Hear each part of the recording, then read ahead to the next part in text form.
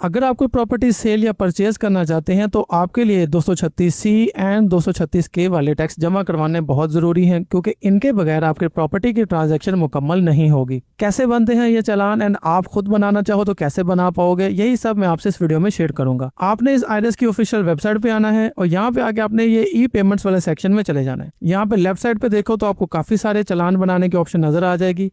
आपने अपने relevant option choose करनी, जो कि है टैक्स ऑन इमूवेबल प्रॉपर्टी। इसके अंदर चले जाना है। अब यहाँ पर ये चालान की एंट्री करने से पहले आपको एक दो बातों का लाजमी पता होना चाहिए, जैसे FBR के कानून के मुताबिक सेक्शन 236K और 236C जायदाद की खरीद और फरोख्त पर लगने वाले एडवांस टैक्स होते हैं, जो कि एडजस्टेबल होते हैं। सेक्शन 236K जो है वो बायर पे करता है और जबकि 236C जो है वो सेलर पे करता है। और इन दोनों टैक्सेस का जो रेट होता है वो इस बात पर डिपेंड करता है कि खरीदार या बेचने वाला टैक्स फाइलर है या नॉन फाइलर। और नॉन फाइलर होने की सूरत में यह टैक्स बहुत ज़्यादा चार्ज किया जाता है और फाइलर होने की सूरत में ये काफ़ी कम चार्ज किया जाता है। और इस साल से तो वैसे भी फाइलर का रेट काफ़ी कम कर दिया गया है, मगर आपने ज़्यादा फिक्र नहीं करनी, क्योंकि ये एडजस्टेबल होते हैं। और अगर आपकी फाइनल टैक्स रिटर्न जब आप सबमिट करेंगे और उसमें आपका टैक्स जो है पेएबल टैक्स, एडमिटेड टैक्स जिसको कहते हैं, वो बहुत ज़्यादा आ रहा होगा, तो ये आपके जो आपने टैक्स प्रॉपर्टी पे किया होगा ये उसको कम करने में भी आपकी मदद दे देगा, इसलिए इसको एडजस्टेबल कहते हैं। दोस्तों, इनकम टैक्स रिटर्न को डिटेल से समझने के लिए एक कॉम्प्रिहेंसिव कोर्स आप अवेल कर सकते हो, जिसमें टैक्स रिटर्न की तमाम कैटेगरीज की छोटी से छोटी डिटेल भी डिस्कस की गई है।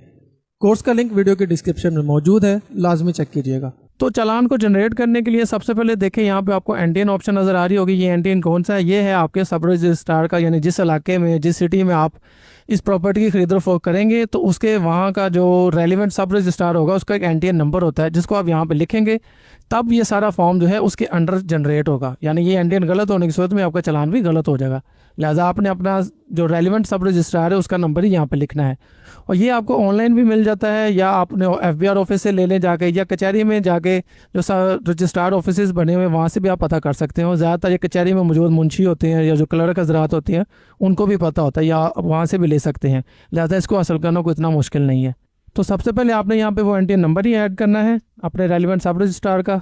एंटर करने के बाद आपने इसको सर्च करना है, तो यहाँ पे उसका नाम आ जाएगा, आपको पता चल जाएगा वाकई वो जो मैंने नंबर एंटर किया वो बिल्कुल ठीक है।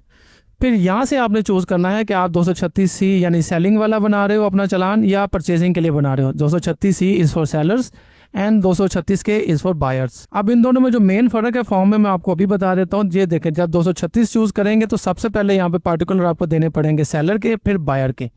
लेकिन जब आप यहाँ पे 236K चूज़ करोगे तो पहले बायर आएगा और फिर सेलर आएगा, क्योंकि ये बायर के रेलिवेंट चालान होता है तो सारी इन्फॉर्मेशन ये बायर के अकॉर्डिंग चलेगी। और 236C क्योंकि सेलर के लिए होता है तो ये उस हिसाब से चलेगा। तो बस ये दो ही डिफरेंस है, तो ये बस यही डिफरेंस है, बाकी इसमें कोई फर्क नहीं आएगा। बाकी सब कुछ जैसे मैं आपको बताऊंगा वैसे ही है। तो यहाँ पे सबसे पहले आपने बताना है कि आप रेजिडेंट हैं या नॉन रेजिडेंट। नॉन रेजिडेंट के लिए क्योंकि वैसे भी बड़े बेनिफिट हैं ये इस चालान के अंदर, कैसे वो मैं आगे चल के आपको बताता हूँ। फिलहाल हम इसको रेजिडेंट चूज़ करते हैं। यहाँ पर रजिस्ट्रेशन टाइप में बताना है NIC नंबर और आगे आपने अपना NIC नंबर। उसके बाद यहाँ पे ये कैप्चा एंटर करेंगे तो वो इस सेलर की इन्फॉर्मेशन को यहाँ पे नीचे फेच करके ले आएगा। जैसे सर्च किया तो ये देखिए इन्फॉर्मेशन आ गई। अब नेक्स्ट यहाँ पे आपने परसेंटेज ऑफ शेयर लिखना है, यानी ये जो प्रॉपर्टी आप सेल कर रहे हो इसमें आपका शेयर कितने % है। तो हमारा यहाँ पे बनता है 100%, हम ये लिखेंगे। इसके बाद आपने यहाँ से नेक्स्ट का बटन दबाना है। अब नेक्स्ट आ गया बायर। आपने पार्टिकुलर्स ऑफ बायर लिखने हैं आपने, जिसको आप ये सेल कर रहे हो, तो वो भी रेजिडेंट है नॉन रेजिडेंट आपने वो चूज़ करना है। उसका भी NIC नंबर आ जाएगा और यहाँ पे आप जब उसका NIC नंबर पूरा लिखेंगे तो वो उसके रेलिवेंट इन्फॉर्मेशन भी यहाँ पे फेच करके ले आएगा जब आप ये कोड कंप्लीट करेंगे। तो ये देखिए उसका नाम भी आ गया। अब वो परसेंटेज पूरी खरीद रहा है, ये वो एक बायर है या दो बायर है, उस हिसाब से होगा। यानी अगर वो इंडिविजुअल पर्सन है जो खरीद रहा है फिर 100% आएगा। अगर वो 50% यानी दो बायर्स हैं जो खरीद रहे हैं तो एक 50% आएगा। यहाँ से आप उसको सिलेक्ट कर लोगे कि वो ओनर ही है तो उसको आप ऐड कर देंगे 50%। अब मज़ीद दूसरे 50% के लिए आप दूसरे बायर का डाटा भी यहाँ पे ऐड करेंगे। अगर वो अकेला ही बंदा 100% ले रहा है तो फिर आप इसको ऐसे ही छोड़ देंगे। इसको आप एडिट करें और यहाँ पे इसको 100% लिख दें। और लिखने के बाद जब आप इसको अपडेट करेंगे तो ये देखें नीचे ये 100% अपडेट हो गया। यानी ये एक ही बायर है, आप एक ही सेलर हैं, वो एक ही बायर है, तो ये आपका कंप्लीट हो गया यहाँ पे। अब यहाँ से आपने दोबारा नेक्स्ट करना है। अब यहाँ पे आपने प्रॉपर्टी की डिटेल बतानी है कि वो कमर्शियल है, रेजिडेंशियल, एग्रीकल्चर, जो भी आपके रेलिवेंट होगी आपने उसको चूज़ करना है। नीचे आपने उसका साइज़ लिखना है वो कितना है और यहाँ से आपने चूज़ करना है कि वो मरला में है, कनाल, एकड़, किस में है। मैंने 10 मरला लिखा यहाँ पे। कवर्ड एरिया यहाँ पे डिसेबल है, क्यों? क्योंकि यहाँ पे ये प्लॉट है, ओपन है, इसलिए कवर्ड एरिया नहीं होता। अगर वो फ्लैट लैंड या बिल्डिंग होगी तो यहाँ पे आपको कवर्ड एरिया बताना पड़ेगा भी कितना एरिया उसमें से कवर्ड है और कितना एरिया उसमें से अभी ओपन है। फिर यहाँ पे आपने उसकी डिटेल लिख देनी है कि वो प्रॉपर्टी कहाँ पे वाक़ है, उसकी पूरी डिटेल, उसका पूरा एड्रेस यहाँ पे लिखेगा, क्योंकि अगर ये गलत हुआ तो आपके प्रॉपर्टी का चलान में भी मसला आ सकता है। लिहाजा ईच एंड एवरीथिंग आपने एग्जैक्ट वैसे ही लिखनी है जो एड्रेस उसका वाकई ही बनता है, ओरिजिनल एड्रेस।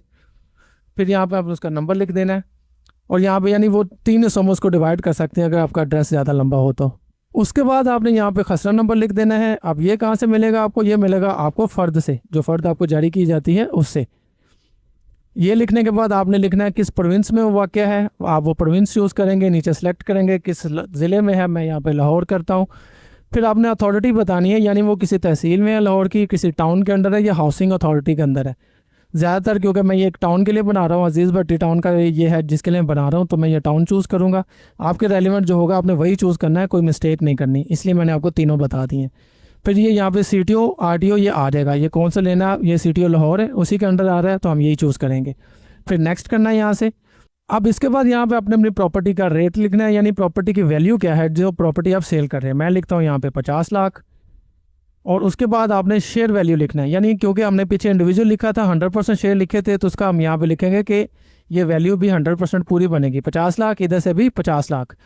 तो अब यहाँ पे देखिए आप, ये जो विदहोल्डिंग टैक्स निकल के आया है ये 2.75 आया है, जो 2026 के मुताबिक इन्होंने कम किया था। पहले ये 4.5 था फॉर फाइलर और नॉन फाइलर के लिए तो बहुत ही ज़्यादा था। अब ये देखिए काफ़ी कम आ रहा है, उस हिसाब से इसका जो टोटल अमाउंट बनी विदहोल्डिंग टैक्स की वो आ गई, और फिर यहाँ पे जो पे करना है वो आ गया, यानी सेम ये भी उतना ही है और ये भी उतना ही है। अब नेक्स्ट यहाँ पे क्या है, अटैचमेंट। तो ये यहाँ पे डिसेबल इसलिए है क्योंकि हमने चलान बनाया है वो रेजिडेंट का, और अगर आप नॉन रेजिडेंट पर्सन होंगे देन आपने यहाँ पे अपना नाइकअप चूज़ करना है, उसी को लिखना है। फिर यहाँ पे जब आप इसको सर्च करेंगे तो उसके रेलिवेंट डाटा आएगा। जब डाटा वो बिल्कुल एक्यूरेट आएगा यहाँ पे, देन ये सेक्शन यहाँ पे इनेबल होगा, और इनेबल होने के बाद आप यहाँ पे अपने नाइकॉप की फ्रंट, बैक या POC की फ्रंट और बैक इमेजेस को अपलोड करके इसको सबमिट करेंगे। ये जाएगा कमिश्नर के पास, आपके रेलिवेंट जो है वो इसको स्टडी करेगा, स्टडी करने के बाद इसकी अप्रूवल देगा, देन आपका चलान यहाँ पे जनरेट होगा और फिर वो आप उसको पे कर पाएंगे। अब क्योंकि हम बना रहे हैं बीइंग रेजिडेंट पर्सन, इसलिए यहाँ पर तक हमारा काम कंप्लीट हो गया है। इन्फॉर्मेशन हमें सारी करेक्ट दे दी है। यहाँ से आपने ऊपर से सबमिट करना है।